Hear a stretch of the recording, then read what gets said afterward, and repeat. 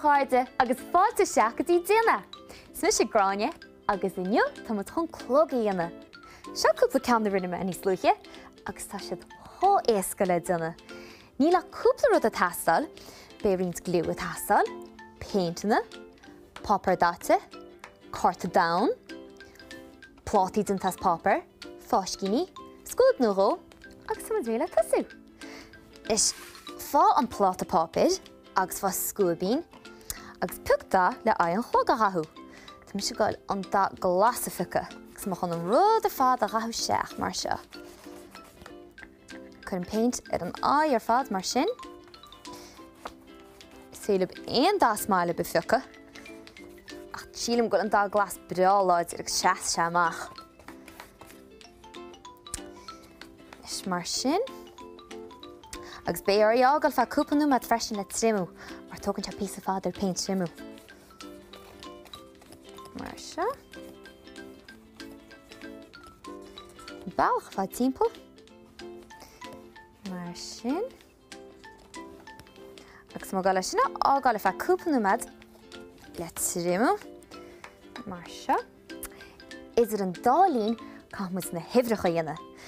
Fá carta date nó éon táid Somáile agus gear amach cearnógaí beag a cosú lei seo.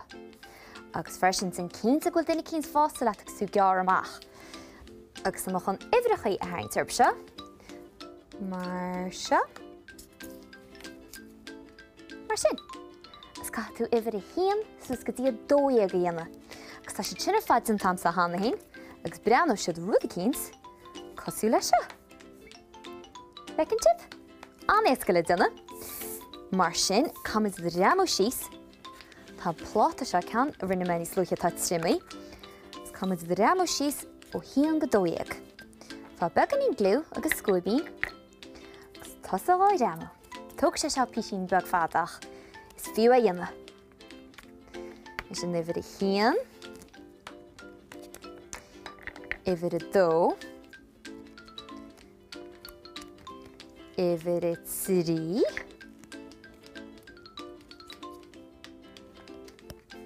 Mar sin. Cead. Cúig. Agus hí go bon ar fad, cos le rachlach eile uibhear a sé. Tá muid leabballanis, ché can eile ná, seacht, 8, 9, Cad a hagan san íon 10.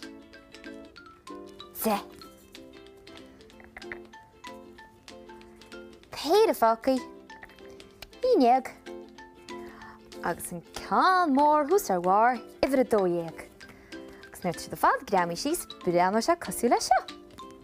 Nis, tá mo chun cearcail a dhear amach cosú lei seo, agus cum a gréamú síos le tuile glú, agus cuir sa lára. Mar sin. Agus an chéad a deile dhéanamh smuid ná lámh a dhear amach. Fuair me sé písa gar mar seo is dhear amach lámhíní beaga. Ceann mór agus ceann beag. Agus cum is sin a réamú isteach le fáscín beag cosú leis an ceanse. Agus chuir siad mar seo i rís sin cínta go duine cíns fásta leat agus suíonna seo mar tá sé beganín deacair. Agus tá muid gáil a bhrúisteach sa gáta mar seo. Beidir go dastal sistar na rud cín tuait le bhris a shríd, beidir go mé se sin beganín níos éasca. I rís sin cíns go duine cíns fásta leat suíonna seo. Paulín beag mar sin. Agus brúisteach an fáscín isteachán mar sin. Agus oscainn siad amach a chúil mar seo. Mar sin. Agus sin agin an lámhíní.